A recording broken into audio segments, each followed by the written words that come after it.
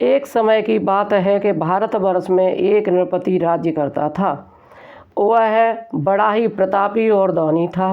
वह नित्य प्रतिदिन मंदिर में दर्शन करने जाता था। वह ब्राह्मण और गुरु की सेवा किया करता था। उसके दरवाजे से कोई भी निराश होकर नहीं लौटता था। वह प्रत्येक गुरुवार को व्रत रखता था एवं पूजन करता था। प्रतिदिन गरीबों की सहायता किया करता था। परंतु यह सब बातें उसकी रानी को अच्छी नहीं लगती थी। वह न व्रत करती और न किसी को एक दमड़ी तक दान में देती थी। वह राजा से भी ऐसा करने से मना किया करती थी। एक समय की बात है कि राजा तो शिकार खेलने बन गए हुए थे। घर पर रानी और दासी थे। उस समय गुरु बृहस्पति देव एक साधु का रूप धारण कर राजा के दरवाजे पर भिक्षा मांगने गए। भिक्षा मांगी तो रानी कहने लगी, हे साधु महाराज, मैं इस दान पुण्य से तंग आ गई हूँ। मेरे से तो घर का कार्य ही समाप्त नहीं होता है। इस कार्य के लिए तो मेरे पतिदेव ही बहुत हैं। अब आप इस प्रकार की कृपा करें कि वह सब धन नष्ट हो जावे तथा मैं आराम से रह सकूं। साधु बोले, हे देवी, तुम तो बड़ी विचित्र हो। संतान और धन से कोई दुखी नहीं होता है, इसको सभी चाहते हैं। पापी भी पुत्र और धन की इच्छा करते हैं। अगर आपके पास धन अधिक है तो भूखे मनुष्यों को भोजन कराओ, प्याऊ लगवाओ, ब्राह्मणों को दान दो, धर्मशाला बनवाओ, कुआं, तालाब, बावड़ी, बाग बगीचों आदि का निर्माण कराओ। इस प्रकार के कर्मों से आपके कुल और आपका नाम परलोक में सार्थक होगा एवं स्वर्ग की प्राप्ति होगी। मगर वह रानी इन बातों से खुश नहीं हुई। वह बोली, हे साधु महाराज, मुझे ऐसे धन की आवश्यकता नहीं जिसको ही और मनुष्य को दान दूं तथा जिसको रखने उठाने में मेरा सारा समय ही बर्बाद हो जावे। साधु ने कहा, हे देवी, तुम्हारी ऐसी इच्छा है तो ऐसा ही होगा। मैं तुम्हें बताता हूँ, वैसा ही करना।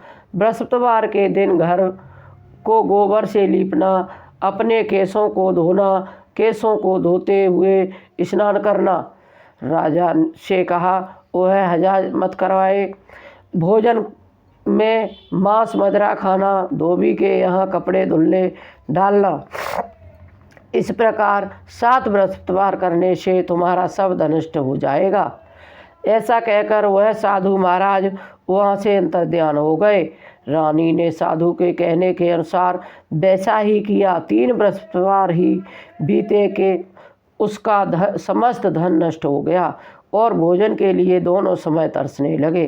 सांसारिक भोगों से दुखी हो राजा ने कहा, यहाँ पर मुझे सभी मनुष्य जानते हैं, इसलिए कोई कार्य नहीं कर सकता। देश चोरी परदेश भिक्षा बराबर है। ऐसा कहकर राजा परदेश चला गया। वहाँ जंगल में जाता और लकड़ी काट कर लाता और शहर में बेचता। इस तरह जीवन व्यतीत करने लगा। इधर राजा के घर रानी और दासी दुखी रहने लगी। किसी दिन भोजन मिलता और किसी दिन जल पीकर ही रह जाती। एक समय रानी और दासी को 7 रोज बिना भोजन के व्यतीत हो गए तो रानी ने अपनी दासी से कहा, हे दासी, यहाँ पास ही के नगर में मेरी बहन रहती है। वह बड़ी धनवान है। तू उसके पास जा और कुछ वहाँ से 5 सेर बोझर मांग ला, जिससे कुछ समय के लिए गुजारा हो जाएगा।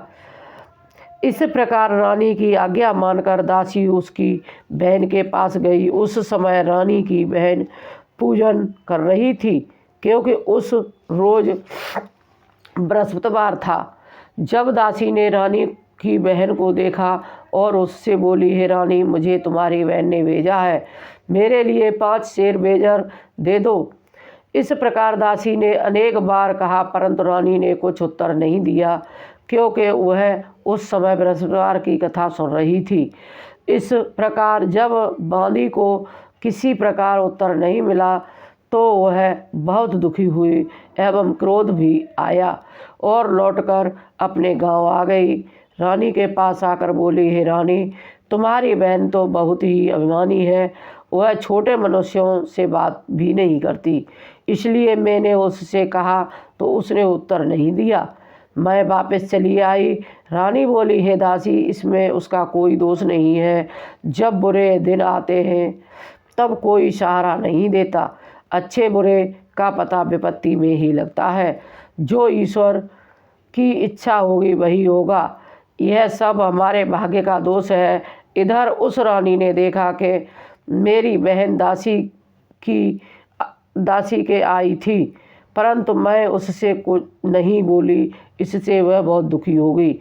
यह सोच कथा को सुन और विष्णु भगवान का पूजन समाप्त कर वह रानी अपनी बहन के घर चली गई और जाकर अपनी बहन से कहने लगी कि हे बहन, मैं बृहस्पतिवार का व्रत कर रही थी जिस समय तुम्हारी दासी मेरे पास आई, परंतु जब तक कथा होती तब तक न उठते हैं और न बोलते हैं, इसलिए मैं न बोली। कहो दासी क्यों गई थी? रानी बोली, बहन, हमारे घर में अनाज नहीं था। वैसे तुमसे कोई बात छिपी नहीं है, इस कारण मैंने दासी को तुम्हारे पास 5 सेर बेजर लेने के लिए भेजा था। रानी बोली, बहन देखो, बृहस्पति देव भगवान सबकी मनोकामना पूर्ण करते हैं। देखो, शायद तुम्हारे घर में अनाज रखा हो। इस प्रकार का वचन जब रानी ने सुना तो घर के अंदर गई और वहाँ से एक घड़ा बेजर का भरा मिल गया। तब तो वह रानी और बांदी बहुत ही खुश हुई और अगर इनसे व्रत की विधि और कथा पूछ ली जावे तो हम व्रत भी किया करें। तब उस रानी ने अपनी बहन से पूछा कि हे बहन, बृहस्पतिवार के व्रत की कथा कैसे है तथा यह व्रत कैसे करना चाहिए? रानी की बहन ने कहा, बृहस्पतिवार के दिन व्रत में चने की दाल, मुनक्का से विष्णु भगवान का केले की जड़ में पूजन करें तथा दीपक जला में पीला भोजन करें तथा कहानी सुने। इस प्रकार करने से गुरु भगवान प्रसन्न होते हैं, अन्न पुत्र एवं धन देते हैं, मनोकामना पूर्ण करते हैं। इस प्रकार रानी और दासी दोनों ने निश्चय किया कि बृहस्पतिवार भगवान का पूजन जरूर करेंगे। 7 दिन बाद बृहस्पतिवार आया तो उन्होंने व्रत रखा। गुड़साल में जाकर चना गुड़ बीन लाई तथा उसकी दाल से केले के जड़ तथा विष्णु भगवान का पूजन किया। अब भोजन पीला कहाँ से आवे? बेचारी बड़ी दुखी हुई, परंतु उन्होंने व्रत किया, इस कारण गुरु भगवान प्रसन्न थे। वह महात्मा के रूप में 2 थालों में सुंदर पीला भोजन लेकर आए और दासी को देकर बोले, हे दासी, यह तुम्हारे और रानी के लिए भोजन है, तुम दोनों करना। दासी भोजन पाकर बड़ी प्रसन्न हुई और रानी से बोली, चलो रानी, भोजन कर लो। रानी को इस विषय में कुछ पता नहीं था, इसलिए वह दासी से बोली, तू ही भोजन कर, क्योंकि तू हमारी व्यर्थ ही हंसी उड़ाती है। दासी बोली, एक महात्मा भोजन दे गया है। रानी कहने लगी, वह भोजन तेरे लिए दे गया होगा, तू ही भोजन कर। दासी ने कहा, वह महात्मा हम दोनों को 2 थालों में भोजन दे गए हैं, इसलिए हम और तुम दोनों ही साथ साथ भोजन करेंगी। इस प्रकार रानी और दासी दोनों ने गुरु भगवान को नमस्कार कर भोजन प्रारंभ किया तथा वह प्रत्येक बृहस्पतिवार को गुरु भगवान का व्रत और विष्णु भगवान का पूजन करने लगी। बृहस्पति देव भगवान की कृपा से फिर रानी और दासी के पास धन हो गया और फिर इस प्रकार आलस्य करने लगी। तब दासी बोली, देखो रानी, तुम पहले भी इसी प्रकार आलस्य करती थी, तुम्हें धन रखने में कष्ट होता था, इस कारण से सभी धन नष्ट हो गया। अब गुरु भगवान की कृपा से धन मिला है तो फिर तुम्हें अब आलस्य होता है। बड़ी मुसीबतों के बाद हमने यह धन पाया है, इसलिए हमें दान पुण्य करना चाहिए तथा भूखे मनुष्यों को भोजन कराओ, प्याऊ लगवाओ, ब्राह्मणों को दान कराओ और कुएं, तालाब, बावड़ी आदि निर्माण कराओ, मंदिर पाठशाला बनवाओ, दान दो, कुंवारी कन्याओं का विवाह कराओ, धन को शुभ कार्यों में खर्च करो, जिससे तुम्हारे कुल का यश बढ़े तथा स्वर्ग प्राप्त हो और पितृ भी प्रसन्न होंगे। तब रानी ने इसी प्रकार कार्य करने प्रारंभ किए तो काफ़ी यश फैलने लगा। एक दिन रानी और दासी विचार करने लगी, न जाने राजा किस प्रकार होंगे, उनकी कोई खबर नहीं। गुरु भगवान ने उन्होंने प्रार्थना की और भगवान ने रात्रि में राजा को स्वप्न में कहा, हे राजा उठ, तेरी रानी तुझको याद करती है, अपने देश को जा। राजा प्रातःकाल उठा और विचार करने लगा, स्त्री जाति खाने और पहनने की संगनी होती है, पर भगवान की आज्ञा मानकर वह अपने नगर के लिए चलने को तैयार हुआ। इससे पूर्व जब राजा परदेश चला गया तो परदेश में दुखी रहने लगा। प्रतिदिन जंगल में से लकड़ी बीन कर लाता और उन्हें शहर में बेचकर अपने दुखी जीवन को बड़ी कठिनता से व्यतीत करता था। एक दिन राजा दुखी हो अपनी पुरानी बातों का याद करके रोने लगा। तब उस जंगल में से एक बृहस्पति देव एक साधु का रूप धारण कर आए।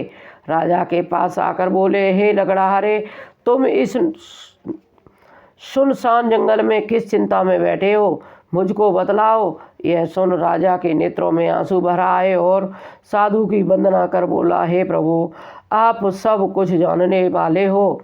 इतना कह साधु को अपनी संपूर्ण कहानी बतला दी। महात्मा दयालु होते हैं, उस से बोले, हे राजा, तुम्हारी स्त्री ने बृहस्पति देव का अपराध किया था, जिस कारण तुम्हारी यह दशा हुई।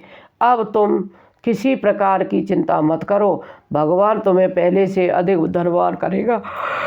देखो, तुम्हारी स्त्री ने गुरुवार को व्रत प्रारंभ कर दिया है और तुम मेरा कहा मानकर बृहस्पतिवार को व्रत करके चने की दाल, गुड़, जल के लोटे में डाल केले का पूजन करो।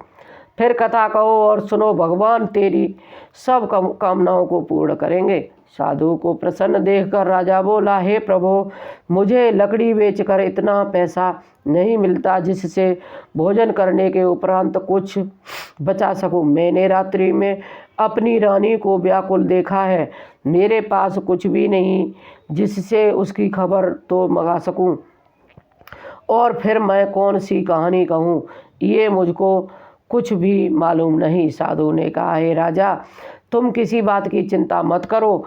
बृहस्पतिवार के दिन तुम रोजाना की तरह लकड़ियाँ लेकर शहर को जाना। तुमको रोजाना से दोगुना धन प्राप्त होगा, जिससे तुम भली भांति भोजन कर लोगे तथा बृहस्पति देव की पूजा का सामान भी आ जाएगा। और बृहस्पतिवार की कहानी निम्न प्रकार से है। जय बोलो बृहस्पति देव की जय, बोलो गुरुदेव की जय, बोलो विष्णु भगवान।